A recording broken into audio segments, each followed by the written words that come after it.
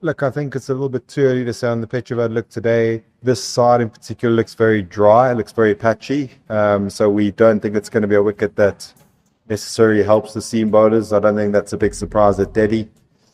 Um, and I'd say we're unlikely to change the combination. One of the objectives, one of the sort of medium-term objectives is to develop a seam bowling all-rounder for India. It's very important when we go away on tours that we have that position covered. And we didn't get a very good look at Nitish last week. So I think it's actually a very good opportunity to give Nitish another go and not alter the balance of the team.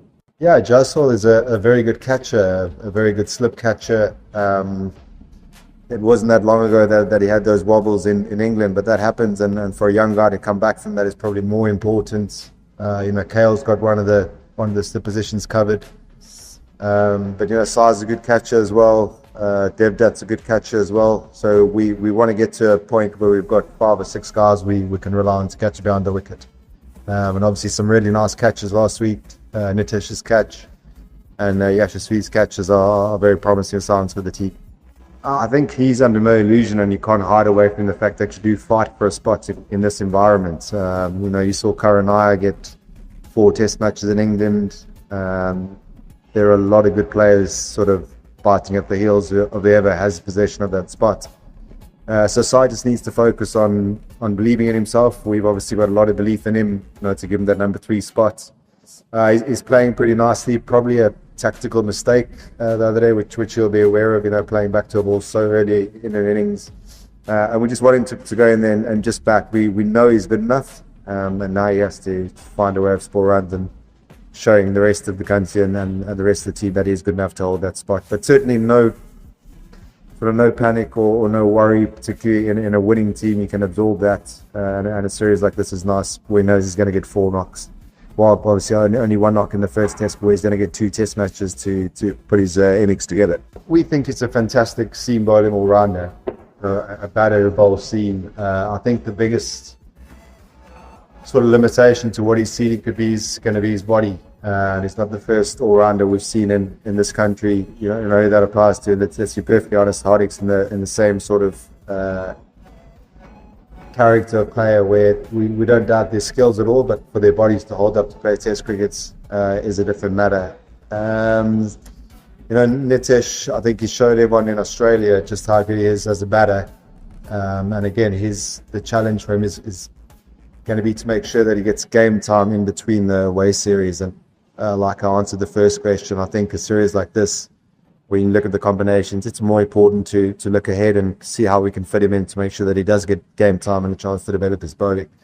But the crux of your question is we really like him. We think he's a quality all-rounder. I'd imagine it does. I think Drew's shown last week just what a good player is. We've known that all along, that someone's going to fit into the middle order. And in addition to that, there are other good players who are fighting for a top 3 or top 4 spot. Up. So Shipman's got 4 nailed down, but Sai's aware of that. And look, I don't think you pursue a career playing cricket in India if you don't expect that sort of competition and people throwing at you, the media throwing at you. That's part and parcel of it, and we know Sai's tough enough to deal with that.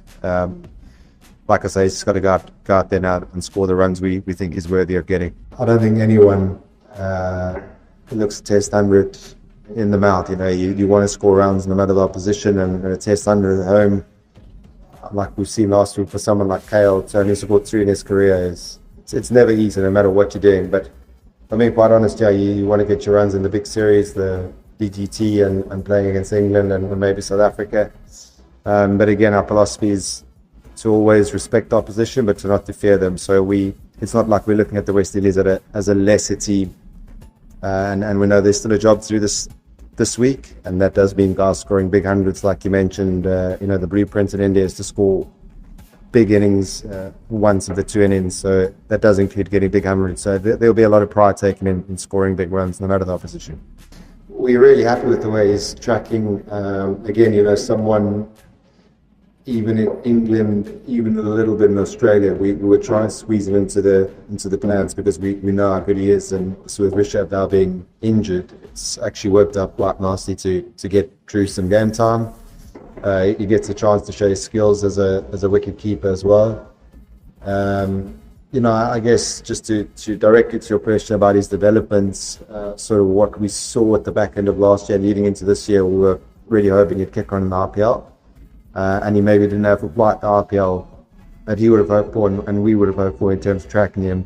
But I think, to come into the team now like he has it, to score a proper 100 like that, hopefully it gives him a bit of runway. And if we look at it in a positive way, it's good that he's putting pressure on the other players in the top order as well. But all very, very, very happy with Drews.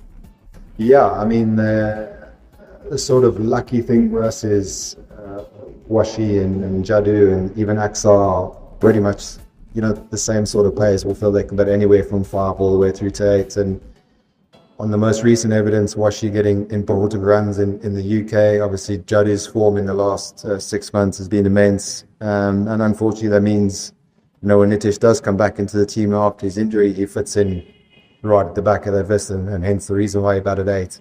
And like I said, the only drawback or the only sort of downer from last week from their first test was the fact that Nitish didn't get to compete in any of the departments.